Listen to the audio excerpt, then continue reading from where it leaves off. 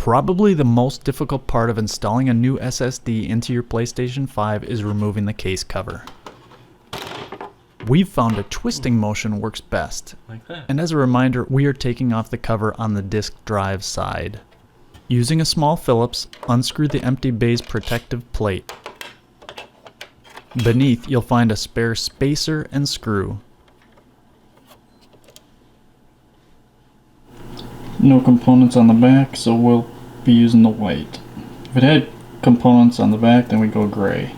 Now packaged with your heatsink are a couple choices for thermal pads. For this particular SSD, we'll use the white ones based on external SSD components. Remove the clear film to expose the pad's adhesive and align with the SSD and its case. The ideal position will allow for overhang on both the screw side and the connector side.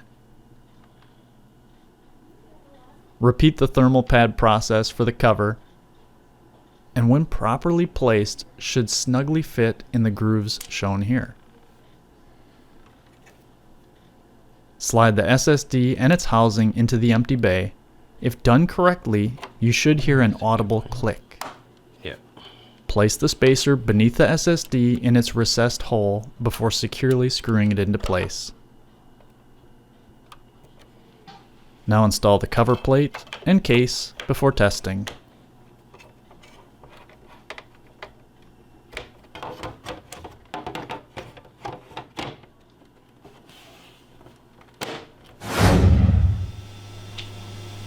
On startup, an immediate prompt will guide you to format the new SSD. Oh, there it is right away.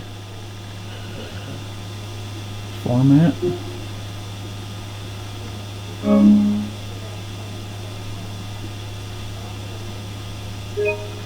And now we can navigate to the storage and change future installs to this new hard drive.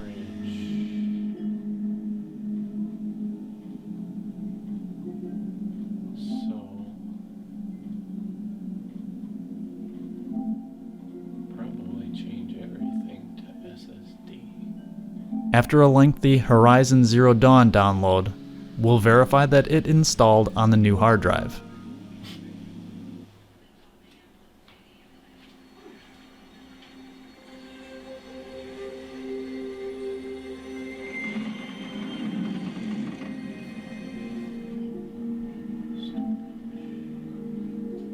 I'll place the exact hard drive and heatsink that we used in this video in the description below.